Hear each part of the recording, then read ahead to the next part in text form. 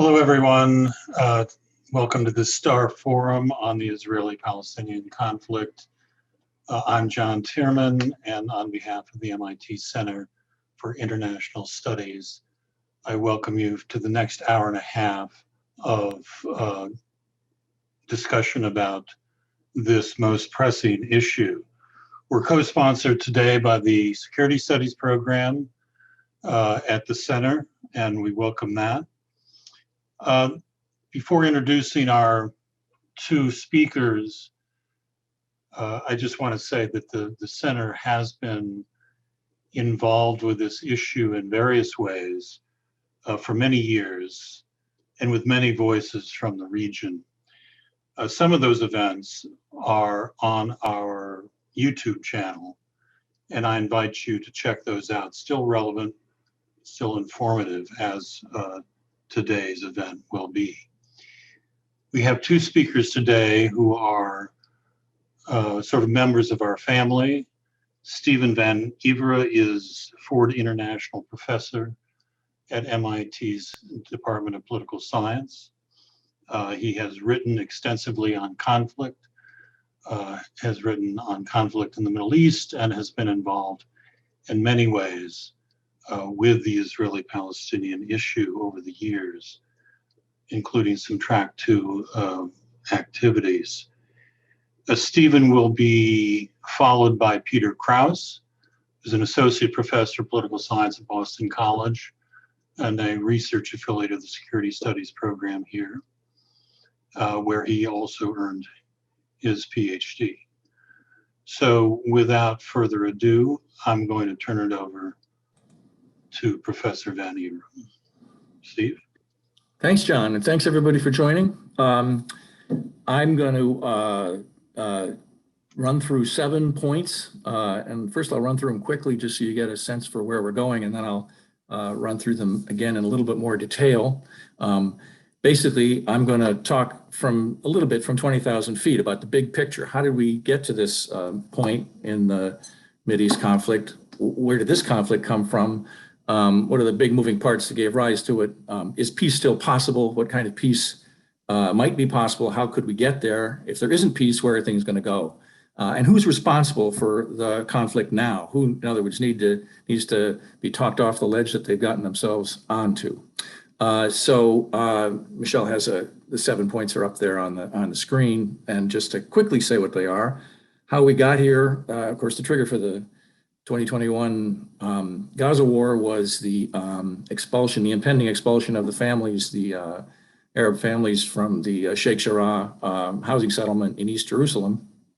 And then subsequent events, some provocations the Israelis, mostly Israelis, there was some from the other side, engaged in. But my main point there is that the causes of this recent war have not been dealt with. They are not off the table. So this whole truce should be understood to be very fragile. It's a very fragile situation. Those families are still slated to be removed. Second point, where will things go if there's no peace settlement? Is this a sort of a safe conflict you can just, box up in your lunchbox and manage it once in a while, or is it dangerous? My view is it's dangerous. We will have more war for sure if we don't have a settlement, and it could be a big war. The tinder needed to light a big war on fire is on the floor of the forest. So people shouldn't assume that the past will look like the future will look like the past, and we'll have limited small wars. We used to have big wars in the Middle East, and there's major danger of another one. Who is responsible?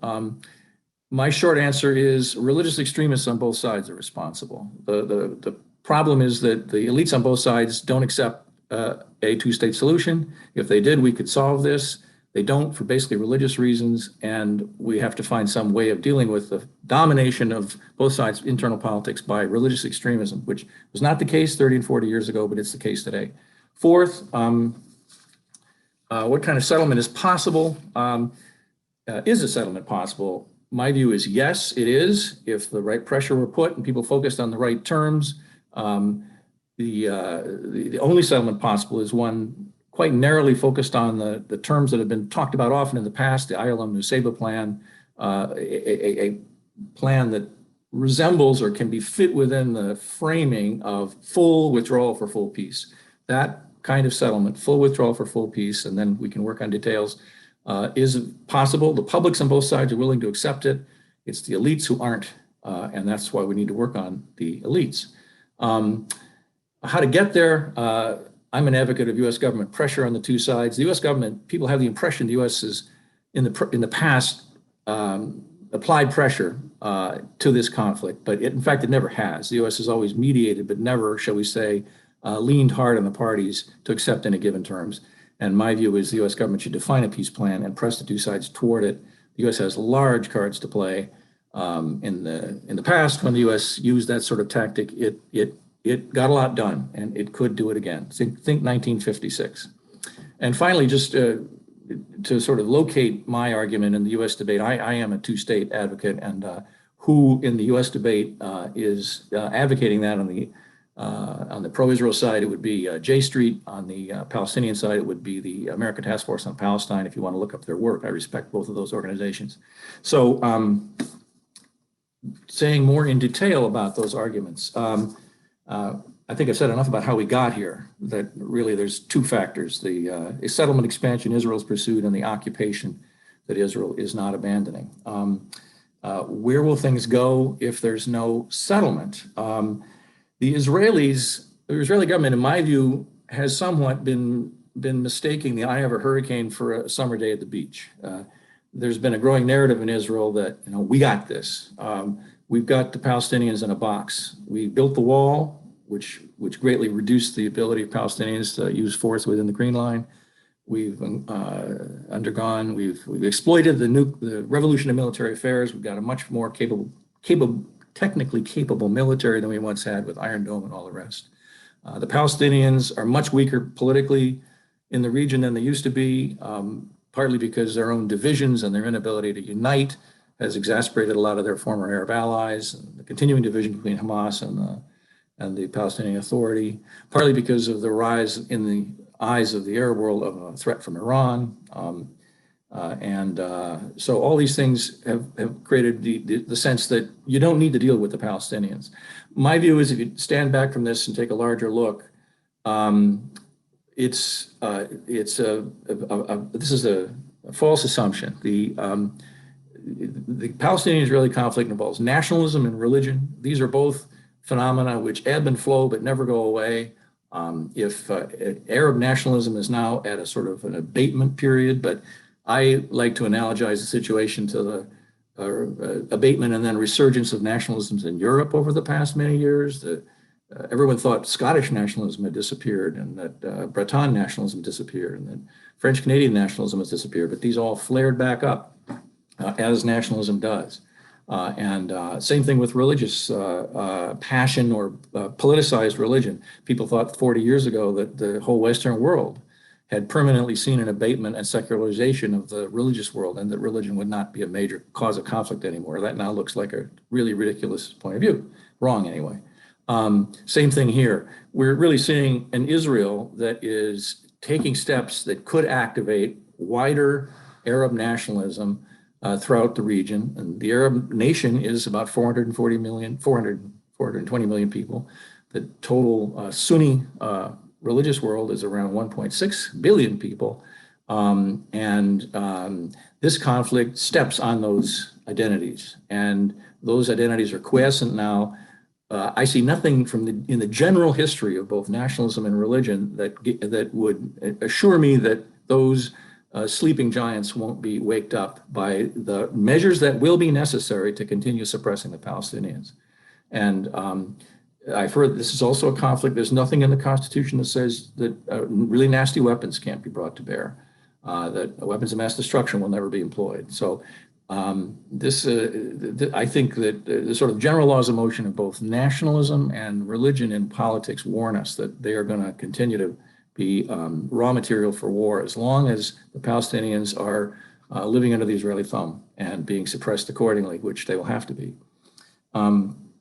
Third, who's responsible? Religious extremists on both sides. One way to look at this conflict is that it used to be a conflict between two secular movements, which were both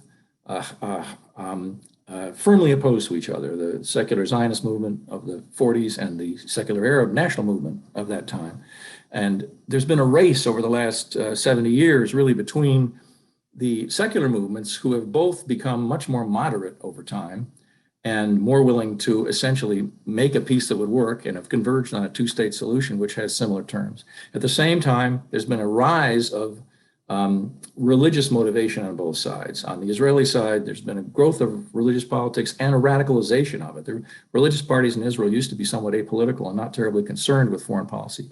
Now they've grown greatly in size and are much more radicalized, and they basically are affiliated with the settler movement and reject a two-state solution accordingly. Same thing on the Palestinian side. There was no important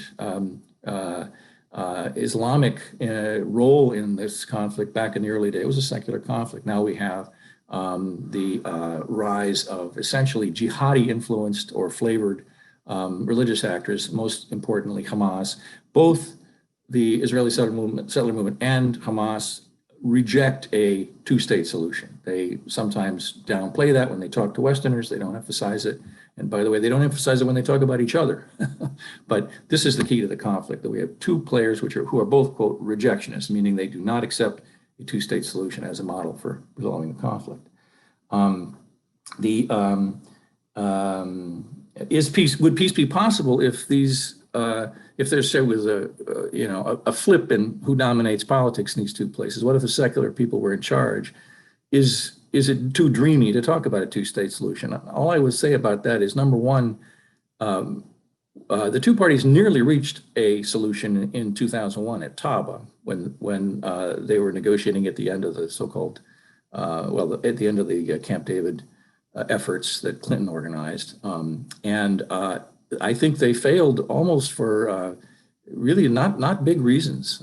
I think Arafat failed to understand that he was up against a deadline, and he was, but the two parties were close, and they were close again. I think they were close in 2008 when Olmert and Abu Mazen negotiated. More interesting, and I think more important, is that if you look at the sort of history of mainstream public attitudes on both sides, the publics on both sides have shown again and again that they are willing to be led to a two-state solution, or willing to accept one. The best source on sort of the broad public view toward this conflict is the PCP CR research by Khalil Shikaki, which has been polling Israelis and Palestinians since 2004. And again, it showed a significant majority of Israelis and a plurality of Palestinians, sometimes a majority, agreeing on essentially the same terms, which in this polling, the terms are laid out at some length, and the discussion between the interviewer and the people interviewed is kind of in depth a little bit. But it's essentially along the lines of, quote, full peace for full withdrawal. Similar, I mentioned the Ayalon Nusayba plan, which is a very lean, simple plan that sort of expresses those terms. And the Shikaki's polls ask about what folks think about that. So you basically have a public that expresses pretty warm views toward a two-state solution, even without being led by the elites on either side. In other words, these polls are taken of a public that has not been hearing from their leaders that this is a good idea. So if the leaders were behind it and selling it, then we'd have more approval. I also I'll add that I think the case for rejectionism that the two religious elites are making is a very thin case, very weak, doesn't push any real hot buttons. There's no security case on either side for rejecting a two-state solution or for demanding more than that. On the Israeli side, holding on to the occupied territories is really a blow to both Zionism and security for Israel. It's a recipe for creating a binational state and someday an Arab majority state if Israel doesn't somehow divest itself of the West Bank. There's no security argument for holding these territories. There used to be back in the days of conventional war and before Israel was a nuclear power. The argument was that Israel's a state with very long borders, very thin territory at the middle of it, only 9 miles from the sea to the West Bank. It needed buffer room. That was the argument. That argument is obsolete now, especially now that Israel is a nuclear power with a strong nuclear deterrent. Nobody's conquering Israel. It's not going to happen. And on the Palestinian side also, the practical case for rejecting a two-state solution really is very flimsy. Mainly and most important on practicality grounds. I mean, and also for the Israelis. I mean, how exactly will the Hamas ever propose to achieve its dream of achieving a state in all Palestine? It's competing with a nuclear power that has a secure deterrent. I mean, good heavens, we're not living in the real world when we talk about that as an option.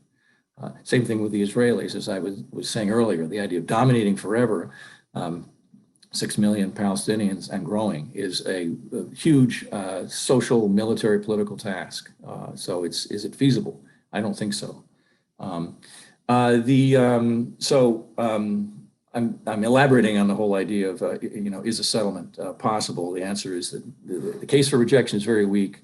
The constituency for a two-state solution is pretty strong. What kind of settlement? As I said, it's, I'll say another word of what's necessary there. It's only a very narrow set of terms that will sell to both sides. I mentioned full withdrawal for full peace.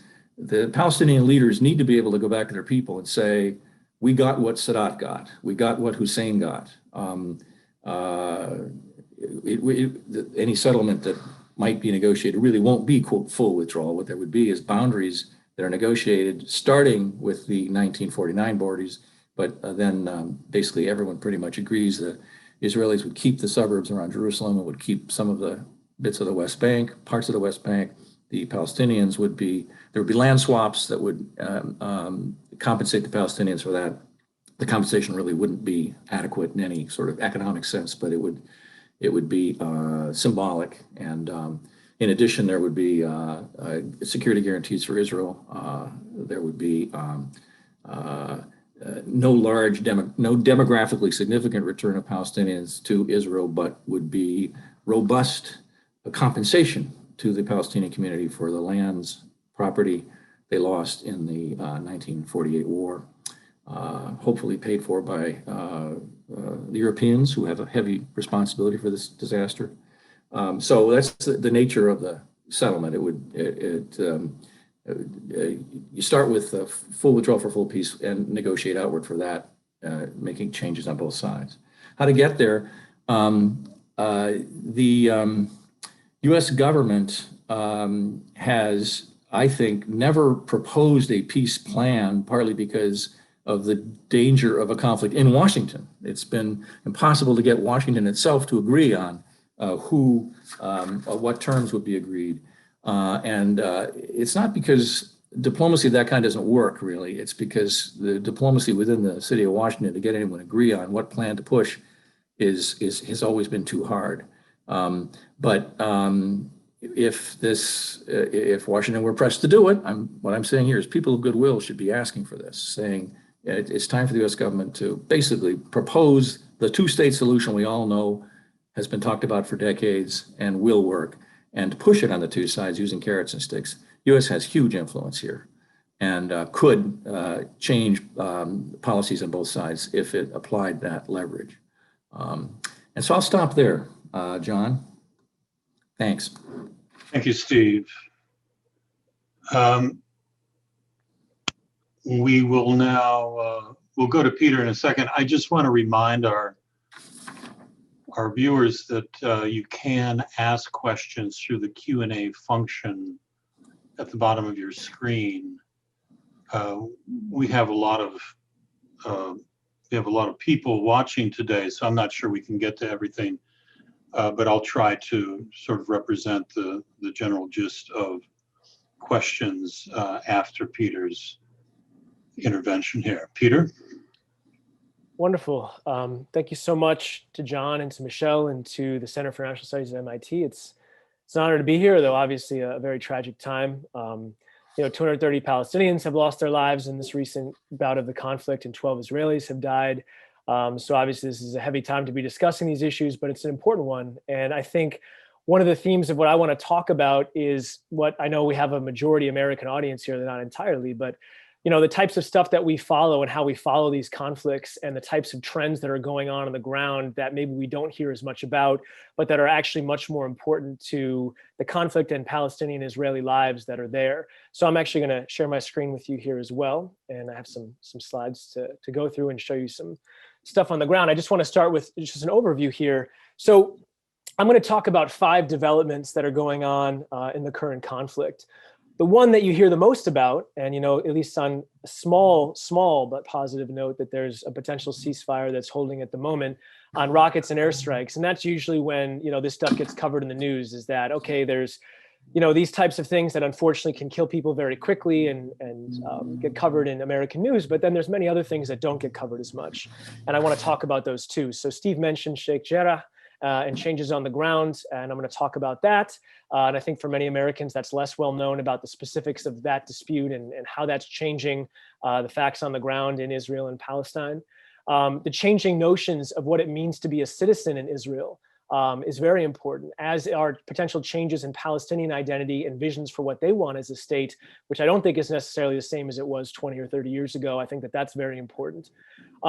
Next, to talk about Palestinian unity, following a number of Palestinian friends and academics and following the news online in recent weeks, like I'm sure many of you have done, I see in some sense a sense of new solidarity among Palestinians across different lines, not just Palestinians in Israel, but in the West Bank and Gaza, in America.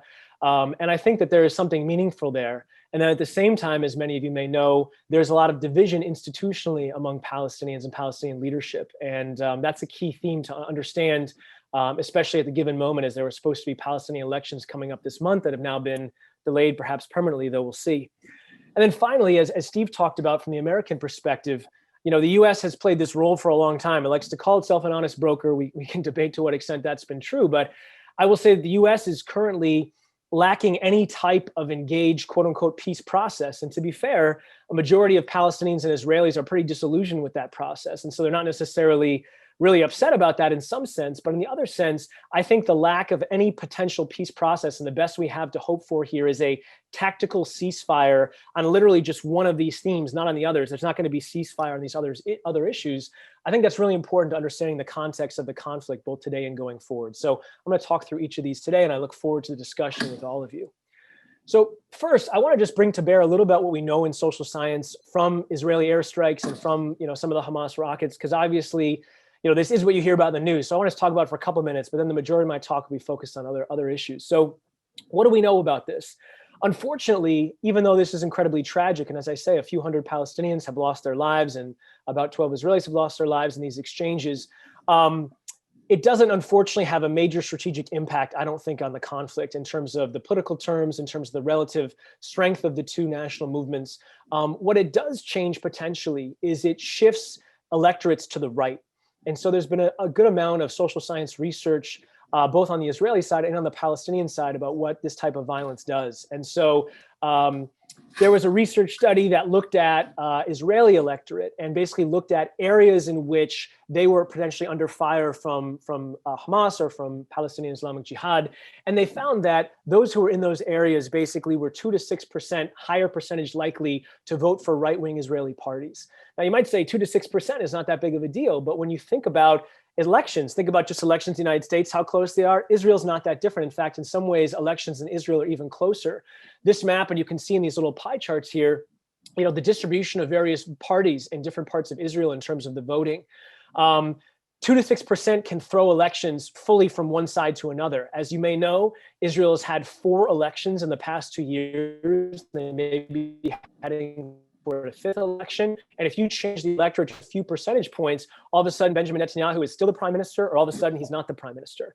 And so this type of violence can actually shift election outcomes, and that can ultimately shift the nature of the conflict and the nature of the countries internally. I'll also say on the Palestinian side, when you have Israeli airstrikes, as you have had into Gaza extensively, that can also polarize the electorate. And unfortunately for Palestinians, they have not had a free and fair election since 2006 for a variety of reasons I'm happy to get into. But you can also look back in 2006 when Israel was involved in significant airstrikes in southern Lebanon. This is a flag that Hezbollah put there. Our blood has won, basically. And Hezbollah, not just a group that's armed, but also one that's one of, if not the major political parties in Lebanon, they campaign on this stuff, right? They campaign on the fact that we are fighting against the Israelis, and when the Israelis are using violence against us, those claims seem more logical and more legitimate to many Lebanese. And so it's important to understand that these rounds of violence, even though I don't think they change the nature of the conflict between the various sides, I think they can change the makeup of the leadership and people's political sympathies, both among Israelis and among Palestinians. When we look at the Israeli strategy in terms of what's been going on the past couple of weeks, I think there's two important things to understand. One is that for many Americans, I think that they look at this conflict and they think, what's the solution? And one of the first things that I noticed when I started doing research in Israel and Palestine about a decade and a half ago is that many people, especially Israelis, don't necessarily think or talk in terms of solutions to the conflict. They like to use the term managing the conflict. Many of them basically say, look, we're not going to come together. We're not going to be able to live in the same place and have all of our national dreams realized. And so we're going to manage it. And so the Israelis sometimes use this term, which again, many people consider to be quite objectionable because obviously, grass in this case is people. But the way Israelis will think about this is they'll say, look, we're going to mow the grass. And the basic idea is Hamas and us are irreconcilable enemies. That's never going to change. And so all we need to do is every few years, we go in and we take out their rocket or missile capabilities, and then we get a few years of peace because they don't really have the capability to significantly strike us, and we reestablish deterrence. Now, whether you agree or disagree with that strategy, that's a lot of ways how the Israeli security sector, I think, thinks about this. I'll also say you can't get around the personal aspect of what's going on right now, which you may know, which is Benjamin Netanyahu, now the longest serving prime minister in Israeli history, has surpassed David Ben-Gurion, is currently under indictment on corruption charges. He currently missed his window to create a new coalition to form the government of Israel. And some of his rivals currently have the ability to try to form that government. But very difficult to try to form a government, particularly one when you have an ongoing war. And I think Netanyahu knows this. So do I think he started this conflict because of it? No. Do I think it potentially was dragged on a bit? Or he also recognizes that when he can be kind of the security prime minister amidst this, it helps him politically? I do think so. And I think that's an important part of the conversation. Okay, the second thing, Sheikh Jarrah. So this is really important to understand because sometimes you read it and it seems like a very complex thing in the news. But it's not new, and it's certainly not new to the Palestinians and to the Israelis who are in Israel, as well as the Palestinians in the West Bank who are dealing with this stuff. You could look at this and say there's been diplomatic stalemate between the Israelis and Palestinians for the past 3 decades. And you would be right in some sense. There have been gains here and there. Steve mentioned some parts where things got closer or less close, but it wouldn't be wrong to say there's been a form of diplomatic stalemate for decades. I will say, though, that there has not been a stalemate on the ground. The conflict today and people's lives today in terms of who can build houses, in terms of whose houses are destroyed, in terms of who can make claims, in terms of where they live, that has changed significantly in terms of the facts on the ground over the past few decades. So the reason Sheikh Jarrah became such a flashpoint is, if you don't know, I'll show you the map real quick. This is a map of Jerusalem. Now, again, we can get into this whole discussion about how Jerusalem is even defined. And you see these overlapping borders here about municipal boundaries versus the green line, which is the armistice line at the end of the 48-49 war. But in the broader sense, you have this neighborhood. And you can see here, it's not perfect, but the colorization basically shows Palestinian kind of neighborhoods and Israeli Jewish neighborhoods. And so Sheikh Jarrah is close to the old city, which you see there in the pink.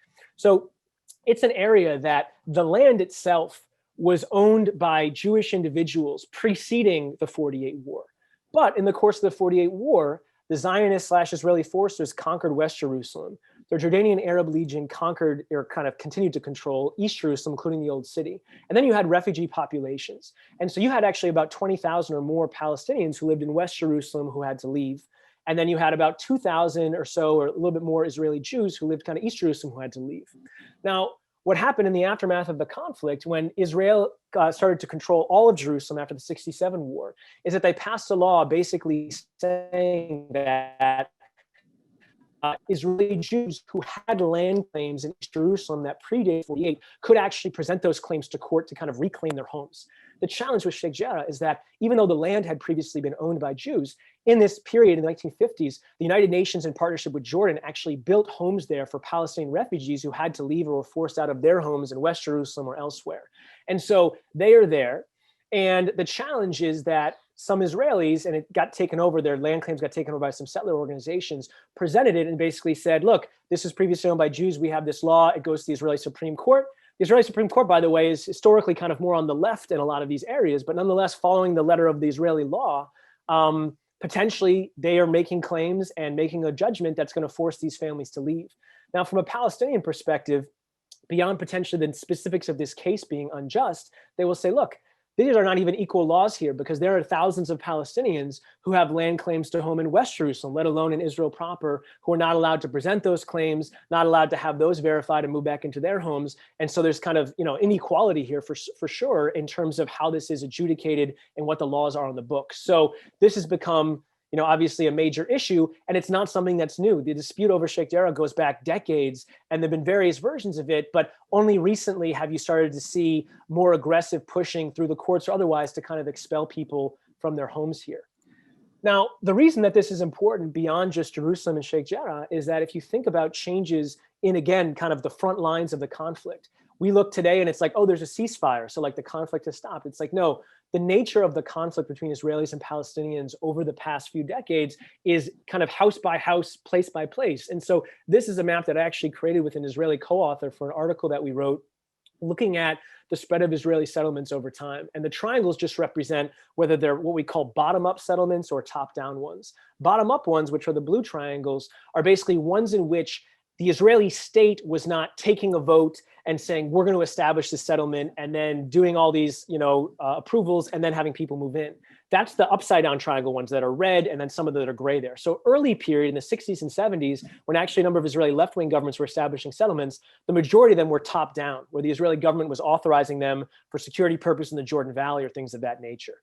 What's happened in recent years is you have these bottom-up settlements where you have motivated individuals or settler organizations that are establishing, control of certain hilltops or elsewhere. And then some of them have been withdrawn by the Israeli government, but a number of them have been allowed to stay. And then in recent years, the Israeli government has passed laws to actually post hoc authorize them as either parts of existing settlements or Israeli land, even if in some cases it's on private Palestinian territory. And so, especially from the Palestinian perspective, but also many people internationally, they look at Sheikh Jarrah and what's happening as part of this broader context of kind of continued slow seemingly, and maybe the international community is not seeing it all, but kind of slow dispossession and changing of the facts on the ground in terms of the amount of land that's being controlled by Israel or Israeli Jews versus Palestinians. And so that's not something that's kind of stopped with this recent ceasefire. And that's a really important context for what's going on.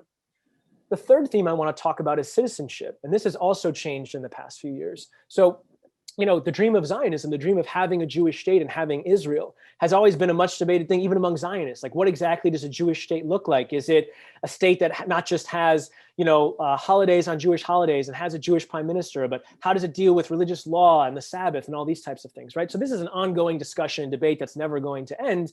And that's, part of any society of defining what it means to be Israeli, et cetera. But one of the key changes that's happened, especially in recent years, as the Israeli government has become kind of shifting more to the right, is that it's changed from this concept of Israeliness, which again, many Israelis still feel very strongly about. You can go back to the 96 election when Benjamin Netanyahu was first elected, and he had a quote basically where he said, "The Jews have defeated the Israelis." And you would think, well, the majority of Israelis are Jews. How could Jews defeat Israelis? Well, what you had Netanyahu, who was appealing to people's kind of Jewish identity and Jewish character, and Shimon Peres, who was appealing to kind of their Israeli identity, which certainly had a lot to do with Judaism, but also encapsulated the fact that 20% of Israel's population is non-Jewish. And so you have Christians and you have Arab Muslims and you have others who are all Israeli citizens. And so some people want to push for kind of that model. Well, one of the things that's changed in recent years is that Israel doesn't have a constitution like the United States does, but it does have this series of basic laws, which are basically the most powerful laws you can have in Israel that are difficult to kind of withdraw. And so they passed this law in 2018 on the nation state of the Jewish people. And what this law did is it tried to kind of, you could either say redefine, or from its supporters, like kind of more clearly define what it means to be Israeli. And again, you can go right on the link here, you can read the specifics of the law. It's not that complex. It has about 14 or so points, I believe. But there's some key things here, right? You can look at 1C here. The exercise of the right to national self-determination in the state of Israel is unique to the Jewish people. And so what this is doing is it's changing the concept of what it means to be Israeli to say, yes, can other people live here who are not Jewish? Yes. But are they actually part of the nation of Israel, not just having citizenship? No. And then in terms of other things, downgrading Arabic as a language, saying that it's going to actively support kind of Jewish settlement and Jewish housing as opposed to other communities. It's kind of setting up, again, what its detractors would say is this very kind of unequal thing. Its supporters would say, maybe unequal, but that's what, you know, we're all about. That's what, this is the Zionism, this is the Jewish state. We're supporting our people. We're defining what the flag is, what the anthem is, etc. But this is an important change in terms of the codification of some of these debates. I'll also say, by the way, that identity on the Palestinian side or the Arab-Israeli side is also going through an interesting time. So what's really fascinating leading up to this conflict is you actually had an Islamist, you know, Arab party in Israel that had on the verge of being kind of the quote unquote kingmaker. So in Israel, you don't have direct elections for the prime minister. You have 120 Knesset seats, and then these parties, none bigger than 30 of the 120, but many like 8 seats, 7 seats, who have to cobble together a coalition of 61 to become the leadership and have the prime minister. Well, you had this Arab party that had about 4 seats. And what's fascinating is that they weren't just an Arab party, they were an Islamist party. And yet they had negotiations with Netanyahu and the Israeli right to potentially support him to become prime minister. But then at the same time, also some talks with some of the center and left wing to do that as well. That's never happened before, to have an Arab party potentially sit in the government. There was one under Rabin where they were kind of a non-voting, etc., but generally has not happened. So in some sense, you've had Arab Israelis or Palestinians inside of Israel, not all voting at the highest levels, but somewhat voting, having parties that are becoming maybe part of the regular political system. But then at the same time, you're seeing this shift, I think, in Palestinian objectives across these different communities. So Steve talked about the two-state solution, and I'm happy to have that discussion. But it's also important to note, especially if you look generationally among Palestinians, the younger generation in particular is pushing majority for a one-state solution. The idea that either because of the spread of the settlements or, you know, whatever you want to point to, having a two-state solution is not going to be possible because of the power imbalance, et cetera. And so you have more and more Palestinians who are maybe saying, okay, what I want is equal rights and equal citizenship inside of Israel or Israelstein, whatever you want to call it, and that there's an increasing number of Palestinians pushing in that direction. To be clear, there's a number of Israelis who are also very disillusioned with the concept of two-state solution. They also want a one-state solution, but a very, very different, you know, setup. It's going to look more like it is today, where there's a state of Israel, no state of Palestine, and not necessarily equal rights for those people either. So I think that we're in this period now because the two-state solution has been so ineffectual at achieving its goals over the past few decades that you have disillusionment in both communities and people looking for different models. Okay, 2 final points. On the Palestinian side, I mentioned a few of these things, but one of the other things that sticks out to me from watching, you know, the videos and the events and all these things of the past few weeks is that none of these things are necessarily new, but all of them happening at the same time is potentially new. So, you know, in the upper left-hand corner, this is a picture inside Al-Aqsa Mosque, which is, it means the furthest mosque. It's the 3rd holiest site in Islam. It's on, you know, in the center of Jerusalem in the old city. This is a picture of some, you know, youth inside, and then you see the tear gas and some of the stun grenades and stuff that went in the doors or around there when there was kind of, you know, protests and riots and things up on the Temple Mount or the Al-Aqsa Mosque and the Haram al-Sharif between Palestinians and some Israeli police. So that was certainly a flashpoint. Then in the upper right, this was live on Israeli TV, you had some kind of far right-wing Israeli protesters in Bat Yam, and they basically went up to this guy who was in his car and was like, "Are you Arab?" And he was like, "Yes, like, can I help?" And they pulled him out of his car and started beating him, basically almost like a lynching. You know, it's the type of things I think of when I see the Rodney King riots back in LA when you saw some of that stuff and get really, really ugly. And so you saw that. Bottom right-hand corner, you know, again, this doesn't get talked about as much, but there was a massive general strike that was held not just in the West Bank, not just in Gaza, in Israel, and all of these various places where people are saying, look, we are going to nonviolently protest and have a general strike, hearkening back to the Arab uprising in 1936 or some of the times during the intifadas. And again, it was across these boundaries of different Palestinian communities. So that's really important. And then finally, you do have Abu Mazen, you do have Mahmoud Abbas, who's still, you know, the president, head of the PA, but he's quite old and his electoral mandate has far outlived itself. And so he has have some control over whether these Palestinian elections can happen, but you have new leaders on the ground who are emerging, just like you did during the first Intifada when Arafat was absent. And so when I see all of these things together for the Palestinians, you know, I think you see solidarity across different Palestinian communities in ways maybe you didn't see before. And I think you also see new leaders, new objectives, and new potential approaches to how to engage with this. So yes, understanding what's happened before matters, but I think we're going to see new developments as a result of the dynamics from this conflict, as well as how it's being talked about in the media and how people are covering it, which I think is also changing. So final point on the peace process. You know, you can criticize the peace process, and I certainly do, and say whether it's, a real thing or a fake thing or fig leaf, etc. But I'll say this, there's not even a fig leaf now. And that's important because when I see media coverage of the conflict and I see how people talk about it, I think there's been a change. And one of the reasons is when you have the peace process and the frame is two national movements, the Palestinian movement and the Zionist movement, or Israel and the Palestinians, two people, even though they're certainly unequal in terms of power, Israel is far more powerful party, you still have these two national claims to the same piece of territory. And so it's treated somewhat that way, right? If all of a sudden you take away, whether you want to call it a fig leaf or not, of the peace process between having these two national visions recognized in a two-state solution or otherwise, and now it becomes one state, however you want to conceptualize it, now the frame is much more, okay, well, not everyone's a citizen here, and not everyone's being treated equally here. And so whether it's housing, whether it's citizenship, whatever, like now all of a sudden the frame is much more how we think of the United States as the civil rights movement or things of this nature. And so I think that from the Israeli perspective, especially the Israeli right-wing perspective, that's incredibly problematic because I think that hurts their international sympathy and their support. Whereas on the Palestinian side, I think even though they're the weaker party in the conflict, I think some of the changes in terms of how people are perceiving it have been positive for them, even though it's been a tragedy in terms of the lives that they lost, which are, in the hundreds from this and, thousands wounded. So I think that's really important. And I think another reason it's happened is that this conflict has been politicized in America. So if you look historically, support for Israel was strongly bipartisan. Democrats, Republicans, they get almost everybody in Congress who will vote pro-Israel on any different resolution. You can look just a year or two ago. I think Rashida Tlaib and Ilhan Omar brought up a resolution about BDS, and it was defeated 400 something to 2 or 3. But here's how things have changed a little bit. Whether it was Netanyahu with Romney vis-a-vis Obama, because Netanyahu and Obama didn't have a great relationship, or Netanyahu kind of throwing his lot in more with Trump, and obviously the polarization you see in the United States over, the former President Trump, I think that has polarized this conflict more in the US. And you can see that in the polls. Republicans, still very, very strong supporters of Israel. And again, we can get into what pro-Israel, pro-Palestine means in this case, but still up there if you ask them. But Democrats, much more of a splintering and many more becoming more sympathetic with the Palestinians. And I don't think that trend is going away. And so I think that, like many issues in the US, it's becoming much more of a politicized conflict in terms of how the US deals with it. And I think that changes some of the game. So you've heard today about the ceasefire. Oh, quick small plug. I wrote about this in January. One of the things I think the Biden administration is doing very poorly is that they're still using this model of saying, okay, two-state solution, we'll just bring them together, we'll just talk, things will work out.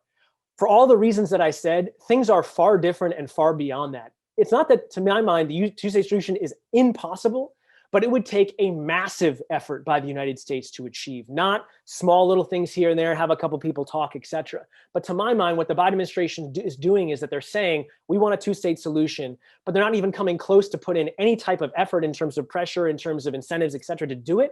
And so it's just going to lead to nothing. At best, what they've achieved is this potential short-term tactical ceasefire, not changing in terms of changes on the ground, not changing or engaging with the changes in conceptions of Israeli citizenship or Israeli and Palestinian identity, not really changing or making a difference in terms of unity for the Palestinians or pushing hard to have elections or whatever, not really engaging in terms of a robust peace process. So again, is there a ceasefire? Hopefully will fewer people die in the immediate? Yes, I hope that's the case. But all of these other changes have been going on for a while now. And if they're not significantly addressed, the resolution of this conflict is not going to happen, and certainly not going to happen the way the Biden administration is suggesting. So with that, I'll stop there and I look forward to your questions. Thank you very much, Peter. That was a very rich presentation, to say the least. And we have a lot of questions following up here. I have one that has, in my own mind, has kind of troubled me in the last week, and that is what I see as a new phenomenon. You mentioned it, Peter, and Stephen, you may have some thoughts about this as well. The changing demographics in Israel, a large number of Orthodox are purposely having lots of children. The voting patterns seem to be moving to the right all the time. I mean, I can remember not so long ago, the Labor Party was strong, had about half the populace behind them, and of course had won several elections. Now they're all but gone. And this seems to be manifested in its most ugly manifestation, I should say, in these gangs that were attacking Arabs in Israel. Do you see this as a growing threat within Israel of sort of lawless gang behavior on the part of these, what can you say, Jewish mobs, I guess? Do you want me to answer first? Sure. Okay, so the answer is yes, and I'll say a couple things about it. So whether it's Lahava, which is an organization that's against, Jewish Arab dating, or it's La Familia, which, a lot of it comes out of some of the extreme right-wing supporters of Beitar Jerusalem, which is a soccer group, or others. Yeah, to me, it's incredibly worrying to see people, if you want to protest and be pro-Israeli, I think there's no problem with that. That's what being a citizen potentially is all about. But if you want to go and form as a mob and coordinate on WhatsApp as has been going, and like, we're going to go and beat up some people from X ethnic group, I think that's horrific. And I think it is a problem.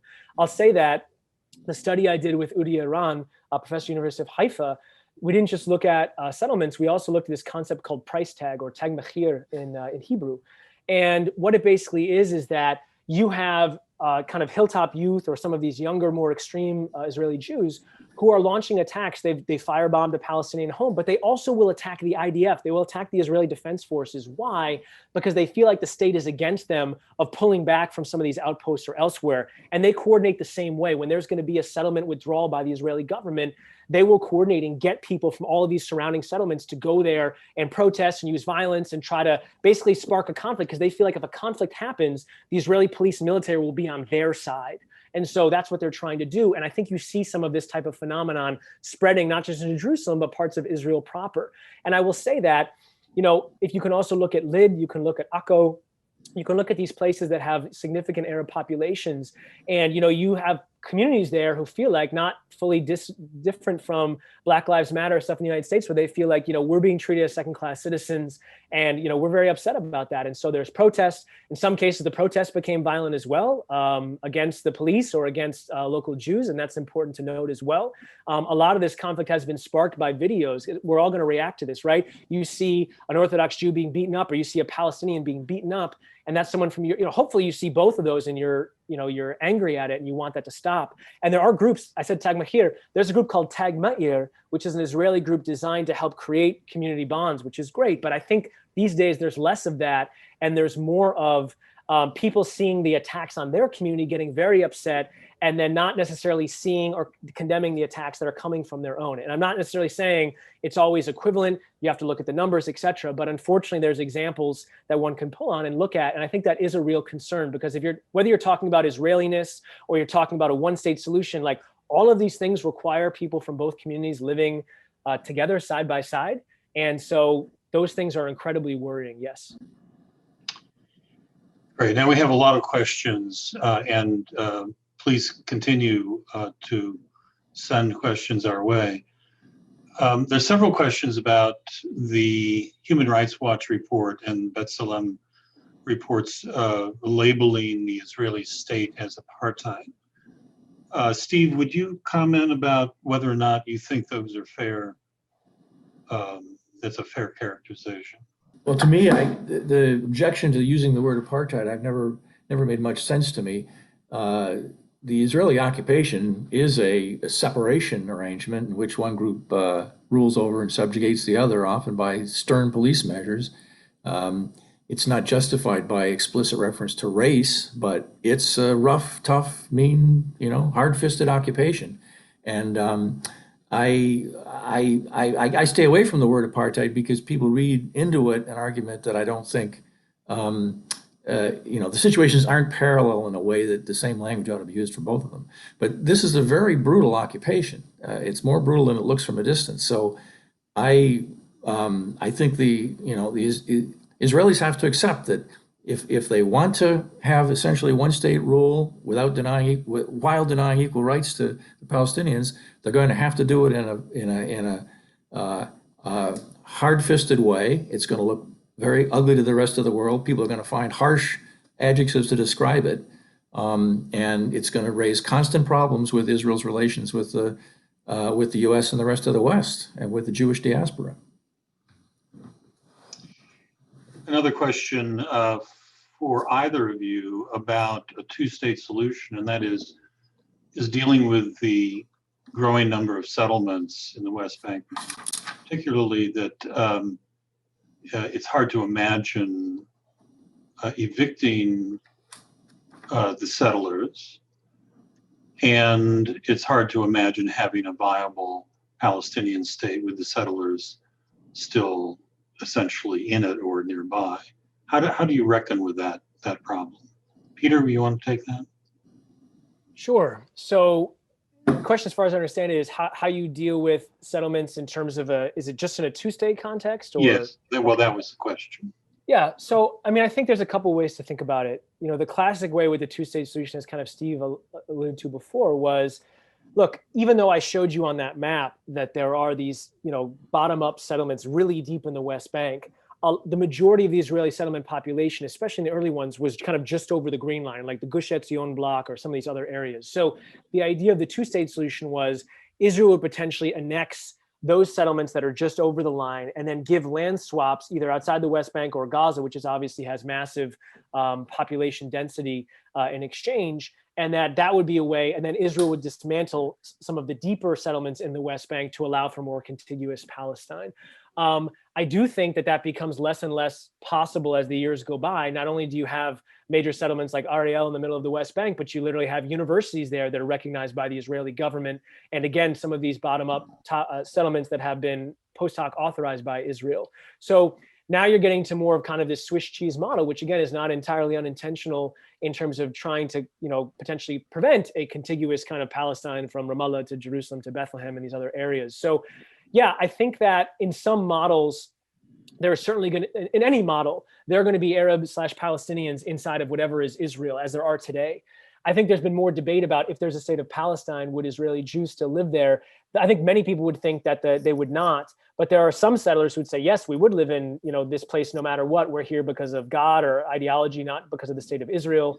And so it's possible, at least theoretically. I think practically it might be difficult, but it's a challenge because for the Palestinians, they look back to pre-48 and these periods, perhaps from the Ottoman Empire elsewhere, they'll say, look, we had Jews living alongside us. In fact, if you go back to the charter of the PLO or otherwise, they talk about Jews who lived here before 48 as being Palestinian. So it's not like they necessarily have a problem with having Jews living along with them. I think what's happened over the course of the conflict is that one's identity becomes obviously very politicized and people are seen as threats or enemies just based on that. It's why, again, when people describe Sheikh Jarrah as just a real estate dispute, in some sense it is, but in a broader sense, of course, it's not, because it's people representing these broader communities, and buying or selling or controlling territory is not just an individual, it's part of this other stuff. So yeah, I mean, I think it's not a surprise that a lot of the flashpoints, a lot of the violence we've seen has been in the West Bank, because you have settlement communities alongside Palestinian communities, and obviously you have these shifting senses of authority, although a lot of that's been degraded, but you have the PA at least nominally controlling some of the major Palestinian cities, and then areas B and C where Israel's operating more. So I think that's, if you want to say the hardest nut to crack for any potential two-state solution, I think it's Jerusalem, but the settlements are right thereafter, especially with the numbers these days. I would just say that obviously the settlements pose a huge problem, and the problem's gotten worse over many years, as it was designed to. Those settlements were originally installed in order to inhibit a two-state solution. Right now, I think the total population of the West Bank is roughly 15% Jewish. I believe that's right. But the problem isn't that number it's not as bad as that number would make you think. Roughly half of the Jewish population of the West Bank is in the Jerusalem suburbs, and it's sort of understood that the Jerusalem suburbs will stay with Israel, and the Palestinian state will be compensated for giving up the Jerusalem suburbs by land swaps in the southern part of Israel and near the Gaza Strip. Most of the remaining Jewish settlers are, in fact, economic settlers, not religious ones, if you just count the noses, according to David Makovsky. Meaning they moved there because there were generous subsidies to folks who moved to the West Bank offered by the Israeli government. And if they could be, if you will, induced to move in by generous subsidies, the argument is they could be induced to move out by subsidies as well. That does leave maybe 100,000 sort of religiously motivated settlers who are going to be a much more difficult problem to deal with. Would we deal with them by, the last plan design that I looked at had a feature that people referred to as the balloon plan, meaning the settlements would be connected to Israel by thin, thin territory surrounding roads. But there's no doubt that the remaining, shall we say, religiously motivated settlers are a problem, but they are, in fact, only a fraction of the settlers that live in the West Bank today.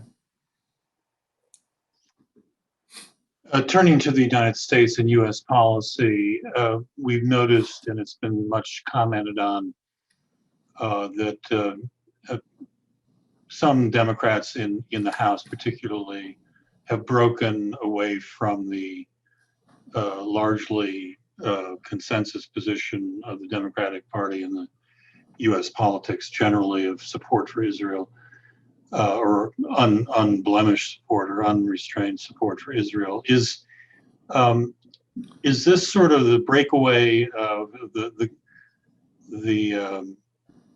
Ocasio-Cortez gang, so to speak? Are they representing something new in American politics, and how viable is it in the long term for the Democratic Party to become, say, more critical of Israel and more pro-Palestinian? Either one of you. Do you want to go first, Steve, or you want me to say something? Well, I'll say, I think Peter earlier remarked on how harmful to Israel Bibi Netanyahu's decision to formally drop his advocacy of a two-state solution has been. He did it without much fanfare several years ago. He had originally, when he first took office for his most recent term, he announced he was in favor of a two-state solution, he used the words, but then after a time he took it back. And I think Peter makes a very important point when he says that that really matters a lot, because it takes away the fig leaf for Israel's policy of occupation and makes it very hard to defend. It makes it into a civil rights issue, basically. If you're not going to have a two-state solution, you're going to have a one state. If you're going to have a one state, are you going to have equal rights or not? Will it be a state where the civil rights of all are respected or not? And then you start colliding with the American creed, with the whole idea that all men and women are created equal, and that the government derives its just powers from the consent of the governed, and that democracy shall not perish from the earth by and for the people. How can the U.S. feel warm and fuzzy about a country that's crosswise to all those American creedal ideas? And Netanyahu sort of blew his own feet off, I think, by rhetorically taking away the fig leaf and starting that argument in the U.S. And I think it's a very serious event that will erode support, especially among progressives and Democrats, for Israel. I think it's going to be a real problem for the Democrats, though, because the Democratic Party will then it'll become divided over the issue, but it's also a problem for Israel. So I'll leave it there. Peter. Yeah, I'll just add a quick follow-up. I think this relates to one of the themes I brought up before, right? Which is, if the lens continues to shift in terms of how Americans view the Israeli-Palestinian conflict, I think you'll continue to see these trends. And what I mean by that is, if the lens is two warring communities and the focus is on the rocket fire and the airstrikes and whatnot, I think that the Democratic Party will be more pro-Palestinian than the Republicans are, but still probably majority pro-Israeli as it is today. If the lens, however, continues to shift in a way of saying, okay, this is not two warring communities, but this is, one single state, or at least one single territory, and let's look at how everyone's being treated and what their rights are, and it's being presented in the media as well as by Palestinian leadership as, we just want equal rights, and that's what we're pushing for, and we're doing this, again, generally non-violently. And again, there's a lot of precedent for that, whether the general strike I just mentioned or things from the First Intifada or otherwise, and many stuff that doesn't get reported. I think that can change many Americans' minds, as Steve is saying. You can look at similar things in Northern Ireland, where they model a lot of their movement on the U.S. civil rights movement. And when it becomes the IRA versus the various unionist militia groups, okay, then people aren't as sympathetic. When it becomes, hey, Catholics want equal rights and equal opportunity for jobs and things like that, then you get a lot more sympathy in the population. So I think that kind of the narrative potential shift here is a really, really important part of it. It's tough to measure right away. It hasn't yet become overwhelmingly in that fashion, but related to the question that was brought up before about this concept of apartheid, like, these are things that are becoming more discussed by the media, and people are more saying them in ways that even 5 years ago, but certainly 10 or 15 years ago, was not the way that people were seeing the conflict. And I think that that will have an impact politically, especially on the next generation of Americans. Thank you both. Here's a question for Mr. Van Evera. How do you see the two-state solution acceptable to both sides with respect to Jerusalem, especially the Old City, and a Palestinian right of return? The right of return is something others have mentioned. How does that figure into a peace settlement? Great questions. I'll just take those backwards. Right of return, to me, the way to handle the right of return is to honor it. The Palestinians, 700,000 Palestinians were driven out of Green Line Israel in the 48 war and lost property. The way to handle it is by compensating the families who lost property. The actual refugees themselves, of course, have mostly passed on.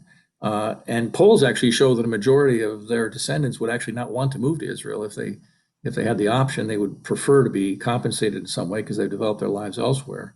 But it's very important, I think, as a sort of acknowledgement of the wrong of the Nakba and the expulsion to significantly and importantly compensate them. And the last serious negotiations, I think it was in 2008, there was talk about what would the compensation for the right of return be, and it was, the number used, as I recall, was $40 billion.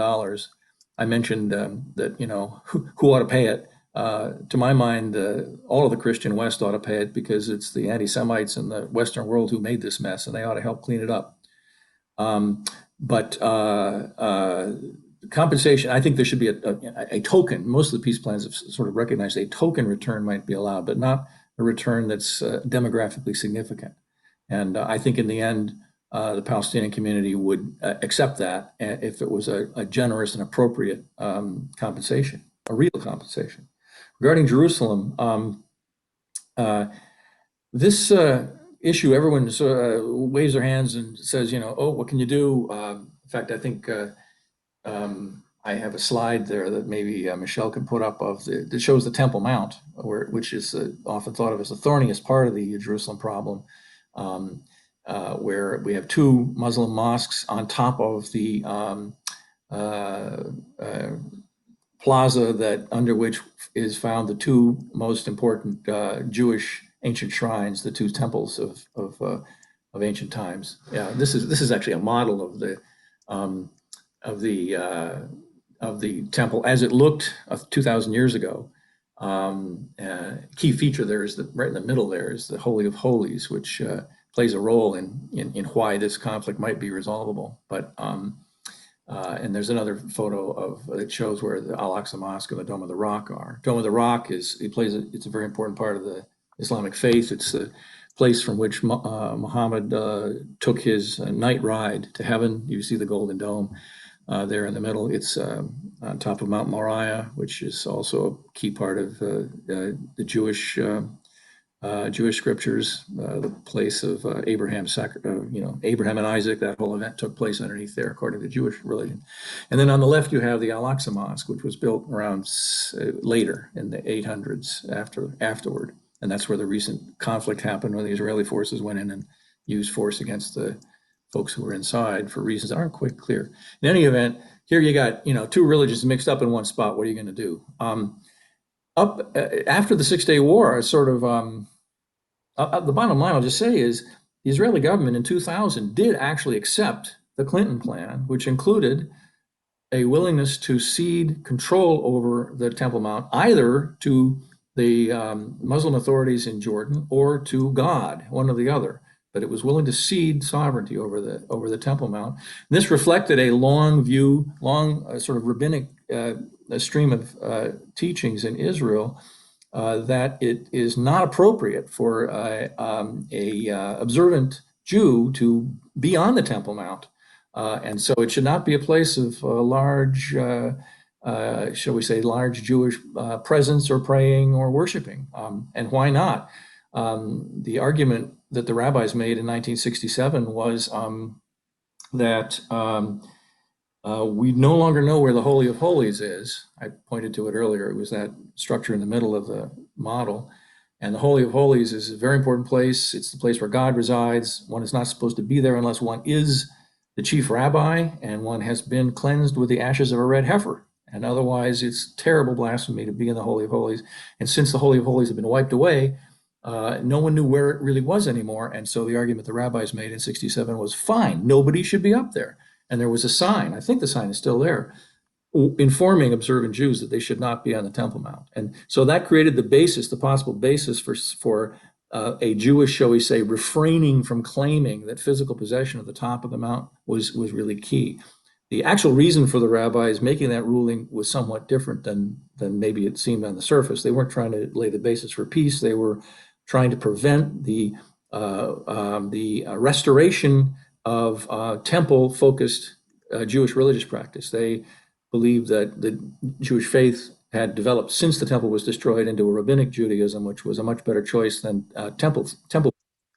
So that was a hidden idea. But in any event, this body of religious ruling really created a sort of option for sharing the Temple Mount that it's been corroded now because there's been a rising tide of pressure in Israel to allow Jews to worship on the Temple Mount and of Jews who say they want to go there. But there still is this tradition of restraining one's own people from using the Temple Mount as a big worship site.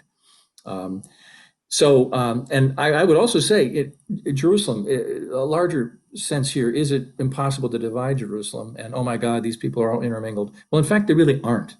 Jerusalem has two different bus lines, an Arab bus line, Jewish bus line. They're separated enough that if you want to have, shall we say, an ink blot type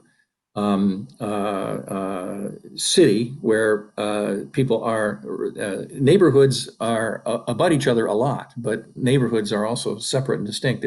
It's still demographically possible. And and again, I would refer people back to the fact that there was an arrangement on Jerusalem that was agreed in the Clinton plan, which the Israelis have been very clear that they've said many times they accept it. They actually accepted it with reservations, but they accepted it. Peter, anything on this? Oh, sorry. Can you hear me? Maybe go to, I have things I could say, but there's so many other questions. I'm happy to take another one. Okay. Well, here's one. Where is the condemnation of the Palestinian threat to Israel within its Hamas leadership launching its terrorist attacks against Israel? What is Israel to do but fight back? Gaza was left unoccupied and the attacks only continued because Hamas never repudiated its original commitment to regain all of Palestine. What do you say to that? Sure. So first off, I don't know if the question is directed to where's the condemnation from me or from the US or otherwise, but I'll speak for me. I'm happy to condemn Hamas rocket fire against civilian targets in Israel. As I mentioned at the outset, there's a disproportionate amount of death in this case. As far as I've seen the numbers, about 230 Palestinians and 12 Israelis. But one of the main reasons the Israeli number is so low is because of Iron Dome, the most effective anti-missile and anti-rocket system in the world, developed in part through partnership with the United States. And when Hamas is launching these rockets, they're not just launching them at military sites or otherwise. They're launching them knowingly into civilian areas. And if it wasn't for that type of defense, you would see Israeli deaths in much higher numbers, let alone the fact that Israel has a very sophisticated system of air sirens and bunkers and things of that nature. So I, without reservation, if you're asking me, I'm happy to condemn Hamas violence in that way. What I'm trying to bring to the table here, again, I don't know if it's directed to me or not, is simply to analyze the current situation, what the problems are and how potentially they can be addressed. I think that if we get into, justifications for this or that, I think it's worthwhile and understandable. I'm an American Christian. I'm not someone who's Israeli. I'm not Palestinian. And I do think that as an observer, I can analyze this stuff, but I also recognize that it doesn't always hit me the exact same. I'm someone who cares a lot about the region. I've lived for many years in Israel and Palestine. I have a number of friends and colleagues who work there, but it doesn't necessarily hit me the same way. So I understand it. I understand the emotional part of it. But what I would say is that, I think about a number of the books that are written about the conflict that have informed me. One of them is called Righteous Victims by Benny Morris, who's an Israeli academic. And Palestinians and Israelis both have a number of righteously terrible things that the others have done to them. And, that's a terrible thing. And at the same time, I don't think it can be used to justify X, Y, or Z. If you're shooting rockets in civilian areas, that's not justified. If you're doing airstrikes on civilians, that's not justified. If you're doing lynchings, etc. So again, the condemnation thing is important. And I think that one of the most important things to me, and I say this, from an American context, because we're dealing with our own polarization domestically, is when I look at domestic violence or political violence in the US, is we see Democratic politicians who will criticize, white supremacist groups or right-wing anti-government groups, and we'll see Republicans who criticize Antifa, but then they'll both be kind of silent on the people from kind of their side of the political spectrum if they commit political violent acts. I think I see a similar thing in this context, which is I think that Israelis can feel justified and should that Hamas violence in this way is unjustified, and Israelis and Palestinians feel justified that dispossession or killing of Palestinian civilians is unjustified. And at the same time, again, I can't speak for people or tell them what they can do, but the ability to also call out things from your community is how a lot of these cycles can end. Now, it also can end because you have more powerful actors who can help make that happen. But I think all I'm saying is I think condemnation plays a role. That's how I conceptualize it. I don't know if that individual is saying the US needs to condemn more or we as academics do, but that's my basic take on a very complex issue, and I'm happy to talk more about it. I'll just add to that. I think that's an excellent question. To me, maybe it didn't make clear enough that I am condemning rejectionism on both the Israeli and the Palestinian side, and specifically religious extremism, which is the motive for the rejectionism on both sides. And Hamas is a, quote, rejectionist player in the game. They still, in their latest 2017 re-editing of their charter, spoke of the liberation of all Palestine as their goal, by which they mean they want to take over Israel. And who's to remain in Israel once they've taken it over, they allow is how they will run a binational state, and they will permit Jews to stay there. But when you read the fine print, they'll only allow Jews to remain there who are descended from Jewish families who were present when the Zionist project was begun in 1897, meaning essentially they aren't going to accept legitimacy of any large Jewish presence in Palestine. They also have said, they've made noises indicating they will accept some kind of two-state solution. But when, again, you read the fine print, they're not talking about a final peace settlement. They're talking about, quote, a truce, meaning we'll make a peace for a while. And then for some ominous reason, they're not saying they're going to wrap things up and make a final peace. So my view is they're taking a rejectionist stance. They have to be called out on it. I think, by the way, diverting a bit to the American debate here, I think American progressives who are unhappy with Israel have to attend to the Hamas extremism and rejectionism here, and they have to call it out and they have to condemn it. It's very important that outsiders who seek to referee this conflict and to bring about something fair and just have to ask all sides to be reasonable, fair, and just, not just one side. So I agree with the caller that we have to, and I don't think Hamas's radicalism is widely understood in the United States. I think that it's unfortunate that its rejection of a sensible settlement of this conflict is not widely known, and it really should be. And I hope everybody who's involved in this game, including the White House, will be leaning hard on the Palestinians to accept a two-state solution, including all the players who aren't accepting it today. Let me follow up with that statement, though, Steve. If Hamas should be condemned for the things you just outlined, where does that leave us with respect to the Palestinian population, which seems to be voting for Hamas in elections both in the West Bank and Gaza? Is that a fair characterization? And if so, how do you deal with that politically going forward? Well, I think Hamas has had good luck at the polls, partly because they're less corrupt than the PA. I don't think the population is really endorsing Hamas's foreign policy, which has been a complete failure, failed to deliver anything. In any event, I mean, I don't think American leverage on this or the leverage of Americans of goodwill really should depend on, it shouldn't follow elections in Palestine. It should seek to influence them by introducing into the whole debate what's a reasonable solution here? Where is Hamas taking the Palestinian people? I think they're taking them down a rabbit hole. They don't have any answer. What do they mean? What are they talking about? Liberation of all Palestine. This is a preposterous idea. We should call it out and say so. This is a blind alley, or a dead end alley that Hamas is taking the Palestinian people down, and let's say so, and then see if any change in attitudes can be brought about by putting a spotlight on it. Peter? So yeah, I just want to say, so I agree with where Steve's heart is, although I have to say I have maybe a first disagreement here on how to carry it out.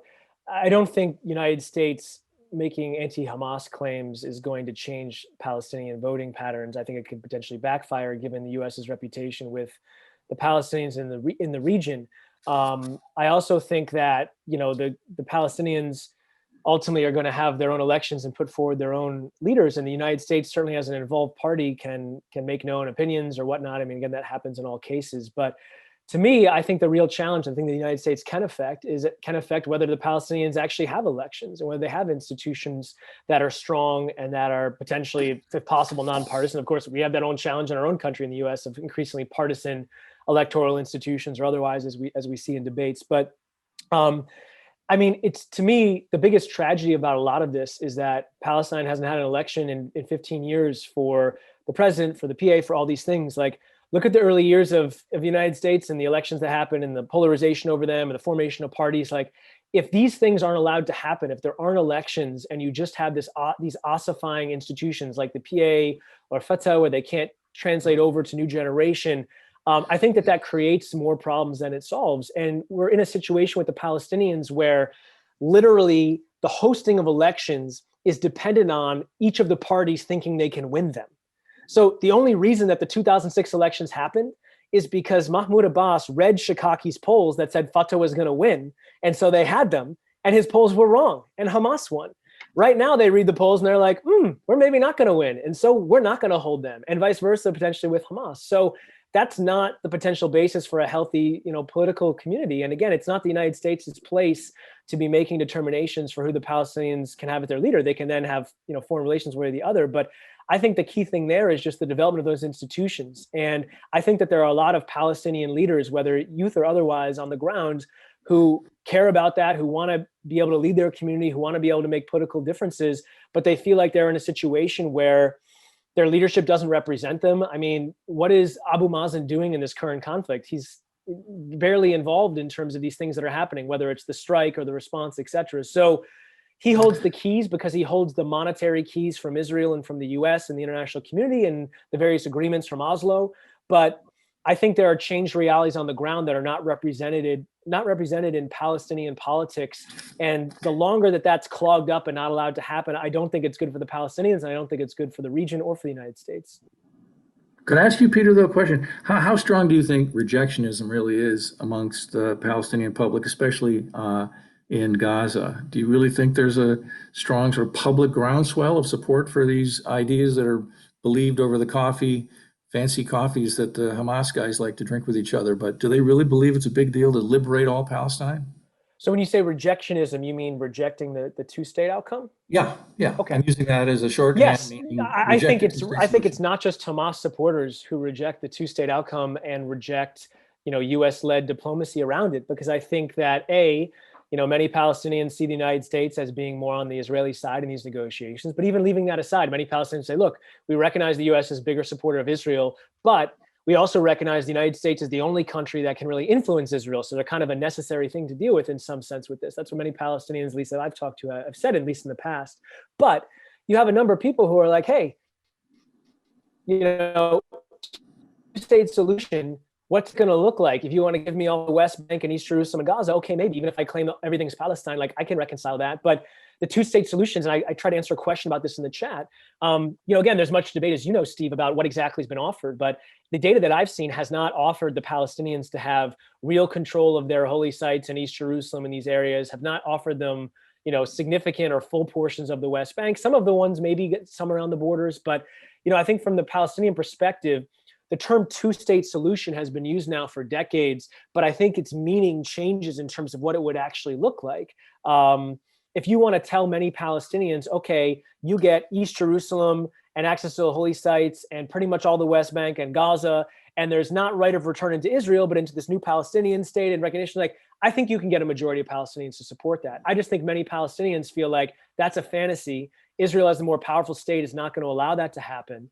And that the process of pretending to do this over the past few decades has not been successful and has led to a weakening of their position. So do I think Hamas rejects this idea because they consider all of Palestine a waqf and they don't want to give it up? Yes. But I'll also say this, Hamas, kind of like Fatah, had a charter that said we want the whole thing. And then a couple of years ago, they're like, well, maybe we'll take a hudna in the 67 borders. So one's position of power also makes a difference in terms of these groups. But I will just say it's not just Hamas who rejects a two-state solution among the Palestinians, and it's not just Palestinians.